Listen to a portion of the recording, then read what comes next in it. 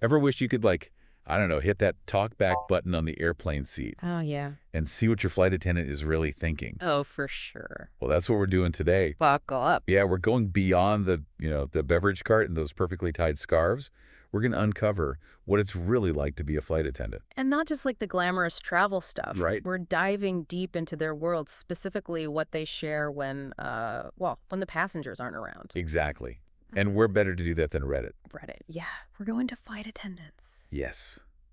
It's where these aviation pros, they let their guard down. Totally. Get real about their careers. Yeah, no more fake smiles. No more, well, maybe some fake smile. Okay, maybe a few. But we're talking long hours, unpredictable schedules, that constant, pressure to smile, even when the turbulence is rattling your teeth. It's a tough job. It's a lot. Yeah. So let's start with, I don't know, the one theme that kept popping up in almost every Reddit thread, work-life balance, or should we say the lack thereof. Yeah, one Redditor even called it a toxic relationship, which I thought was, like, incredibly insightful. Wow. You have this job, right, that can literally whisk you away to Paris one day and then you're back home for dinner the next. Right. But, like, at what cost? Yeah, it's like they say, you can't pour from an empty cup. Exactly. And a lot of these posts, I mean, they painted a picture of some pretty empty cups. Yeah. We're talking those early morning van pickups to the airport, struggling to sleep in, like noisy hotels, and just this feeling of being on, even during their precious time off. It's like they never really clock out, you know? And what I find really fascinating here is how these experiences, like, mirror wider conversations about burnout and work-life balance. Like, across so many professions, this is a thing. Oh, absolutely. Remember a few years back when, like, everyone was talking about the emotional toll on healthcare workers? Yeah. There were a lot of parallels in these Reddit threads. Totally. One flight attendant even, like, explicitly compared the two. They said the emotional labor is, like, shockingly similar. Oh, interesting. Yeah, dealing with difficult passengers, managing expectations, putting on a brave face during emergencies. It takes a toll. And it's true. And unlike a traditional 9 to 5, flight attendants are often dealing with these, like, really intense emotional demands. Right. But they're doing it in, like, a very confined, very public space. Right. There's no escaping to a break room to decompress when you're at 30,000 feet. And let's not forget the industry factors that are at play here. Oh, yeah. Staffing shortages. For sure. Increased passenger volume. Yes. The pressure on airlines to, like, keep those flights running on time. Drives money. It all trickles down. Yeah. Adds to the strain on flight attendants. It's a system, right? It's a reminder that these individual experiences that we're hearing about, they're often symptoms of these larger, like, systemic issues within the airline industry itself. Yeah. And understanding those broader forces, I think it helps us better appreciate, like, the daily realities faced by those who, literally keep us safe in the skies. Absolutely. But beyond the exhaustion, the emotional labor, there's another layer to this career that we got to unpack. Okay. The money. Ah, yes. Because serving drinks at 10,000 feet doesn't always translate to, sky-high salaries, does it? Not exactly. In fact, the topic of fair compensation, it was a recurring theme in a lot of these Reddit threads. It seemed like a lot of flight attendants were frustrated with only being paid for, like, a fraction of their actual work hours. Yeah. One even put it in all caps, demanding their full hourly rate for all the time that they spend doing things like, assisting passengers during boarding, waiting for wheelchairs, or even just dealing with tarmac delays. Yeah, that's a good point. I mean, these are essential duties, right?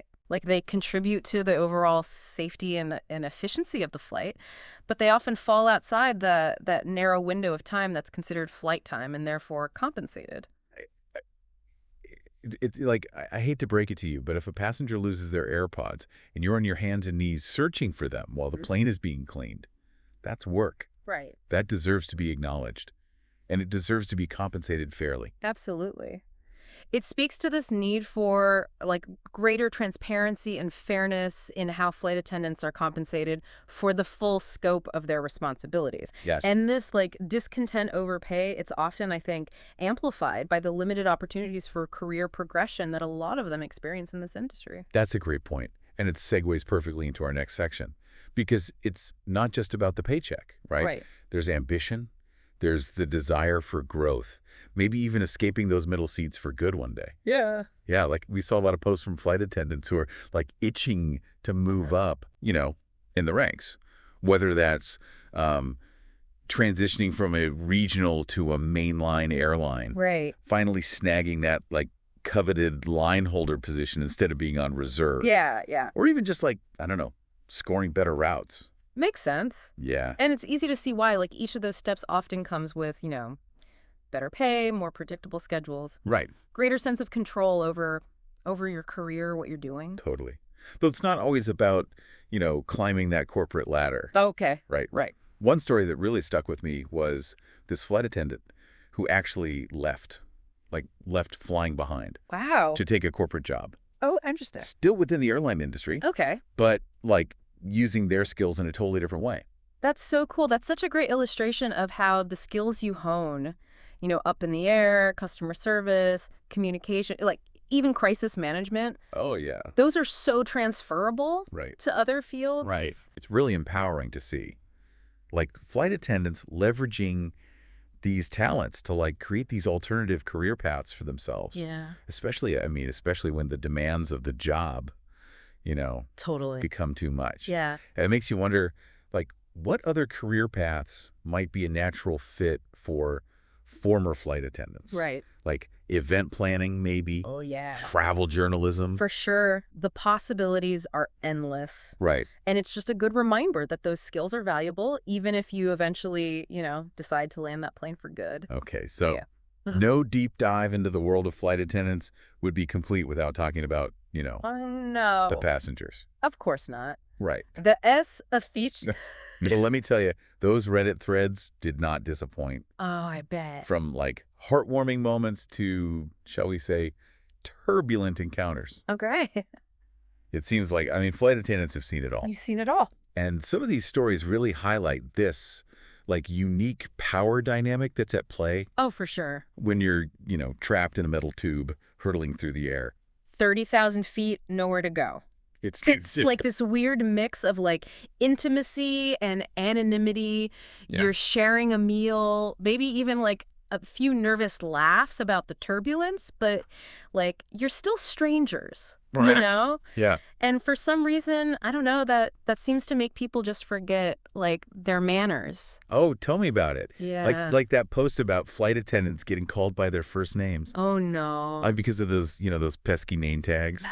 Come on. Just because their name is there. Like, they're just trying to do their job. Right. Not be your vacation buddy. Exactly. It's like this expectation of familiarity. Yeah. Almost like servitude. Yeah. That can be so intrusive. Yeah. And disrespectful. Yeah. And sadly, like, with the rise of social media, that sense of entitlement, it's just gotten worse. Mm-hmm. You're right. One flight attendant even described, like, how terrifying it is to think a passenger might, like, film them.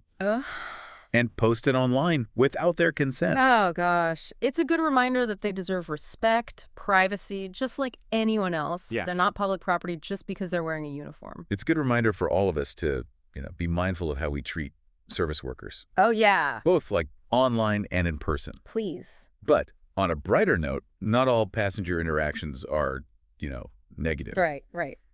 There were some, like, really heartwarming stories, too. Oh, good. Sprinkled throughout those threads. I like that. The good with the bad. Right. The yin and yang. Exactly. Those stories are really what highlight, like, the human side of this job. Wow. Like, the flight attendant who used their travel benefits to, like, take their family to Oktoberfest. We're the ones who talked about that feeling of connection you get from, like, helping a nervous flyer or just, I don't know, offering a kind word to someone who's, having a tough day. Yeah, it's nice to hear those stories. It is. It is. It makes it feel, like it's not all bad. Right.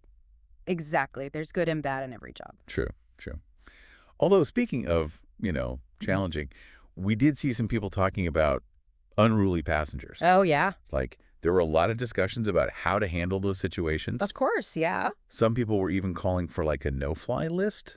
Oh, wow. For, those who repeatedly, I don't know, disregard the rules, act aggressively towards crew members. Right. It's like their workplace is literally a metal tube hurtling through the air. Yeah. So safety has to be, like, the priority. Right. But, you can imagine, like, the idea of a no-fly list is tricky. Right. A lot of issues there. It's complicated, raises all sorts of questions about fairness and, right. due process. How you would even implement that. Right. It's a debate that, I mean, Totally. it extends far beyond just the airline industry. For sure. For sure. This is a larger thing about, like, how we treat those in, service roles. Right. The power dynamics that are at play. It's like that whole thing of, I'm not going to say it. Right. But like, when you're... The customer's always right. Well, yeah, something like that. Yeah. But it's not always true. It's not always true. Sometimes you're just wrong, and you got to be nice to people anyway. Exactly. And I think, it's a good reminder that, like, a little kindness can go a long way. Oh, yeah. Whether you're flying the friendly skies or just grabbing a coffee at your local cafe. Be nice to your barista. Yes. Please. But to bring this back to flight attendants specifically, it seems like that sense of community we talked about earlier plays a huge role in kind of, I don't know, navigating these challenges. Yeah. Absolutely, yeah. Like those online forums, they give us space for, right, venting, sharing advice, just reminding each other that they're not alone. Right. Yeah. In these experiences. It's like almost like a virtual support group in a way. Totally. Right? Where they can kind of like process the highs and lows of the job together. 100%. And ultimately, I think, that shared camaraderie is what like helps them keep soaring. Yeah. Even amidst the turbulence. It's a testament to their resilience, their adaptability. Yeah. And also, like, I don't know, this job lets you see the world from a perspective that, like, most people only dream of. That's true. That's true. So the next time you find yourself on a flight, remember those Reddit threads. Remember those real people behind those uniforms, navigating the joys and the challenges of a life, spent in the air. They might not always get the recognition they deserve, but, like, they keep our skies safe. They make those journeys a little brighter. They do. They do. Yeah. And on that note, we'll be landing this deep dive. Thanks for joining us. Safe travels, everyone. Safe travels.